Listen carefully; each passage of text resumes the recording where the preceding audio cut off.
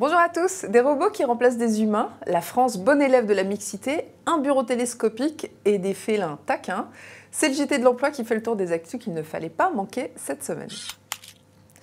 Les robots pourraient-ils remplacer les hommes? La filiale japonaise du groupe Nestlé ne s'embarrasse pas de débat éthique puisqu'elle vient d'annoncer l'embauche de 1000 robots pour remplacer des commerciaux.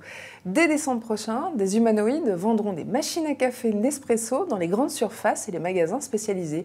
C'est un modèle franco-japonais baptisé Pepper qui a été choisi. Alors il est tout blanc avec une tête ovale, deux grands yeux noirs, une bouche, deux bras, bon il n'y a pas de jambes mais un tronc monté sur roulette et une tablette tactile à la place du ventre. Comme un commercial, Pepper est une vraie pipelette, capable de dialoguer quasiment naturellement avec les clients et de les conseiller en fonction de leurs besoins. Et pas que de machine à café, puisqu'il peut aussi donner la météo si vous la lui demandez. Il aurait, selon son créateur, la capacité de lire les émotions du visage de son interlocuteur grâce à des capteurs placés dans des caméras. Cerise sur le robot, il a de l'humour et il est capable de partager ses nouvelles connaissances avec ses collègues. Il va falloir être patient pour atteindre l'égalité entre hommes et femmes au travail. Si l'on en croit le 9e rapport mondial sur le sujet délivré par le Forum économique mondial, les deux sexes ne seront égaux au travail que dans 81 ans, ce qui nous amène à 2095. La bonne nouvelle, c'est qu'en France, ce sera peut-être un peu moins long. En un an, notre pays est passé de la 45e place du classement à la 16e, ce qui le situe entre la Lettonie et le Burundi. Cette progression, on la doit à l'augmentation du nombre de femmes ministres. Souvenez-vous, c'était lors du premier Conseil des ministres, les 17 femmes membres du gouvernement avaient pris la pose autour de François Hollande. Elles représentent aujourd'hui 49% des membres du gouvernement. C'est l'un des ratios les plus élevés au monde. Et l'autre bonne nouvelle, c'est que l'on doit aussi cette fulgurante progression de la France à la réduction des écarts de salaire entre hommes et femmes.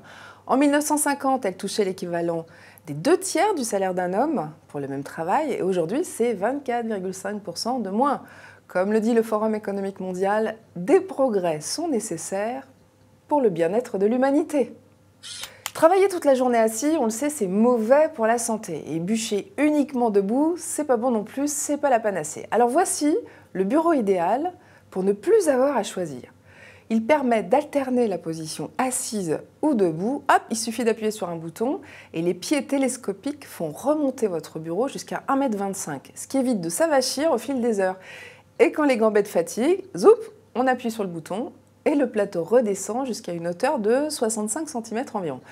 Celui-ci, c'est un modèle Ikea, mais il en existe beaucoup d'autres sur le marché. Alors, évidemment, ils sont plus chers que les modèles statiques, à partir de 560 € quand même. Pas sûr qu'ils deviennent un standard dans les open space. Pas tout de suite en tout cas. Enfin, savez-vous pourquoi votre boss vient de vous refuser un télétravail? Regardez plutôt. Eh oui, votre boss fait partie des 1 200 000 internautes qui ont découvert, grâce à cette vidéo, que la race féline est un boulet pour la productivité du salarié à domicile. Alors après ça, si vous espérez un jour décrocher un télétravail, on vous conseille de cacher l'existence de Minou ou Minette à votre employeur.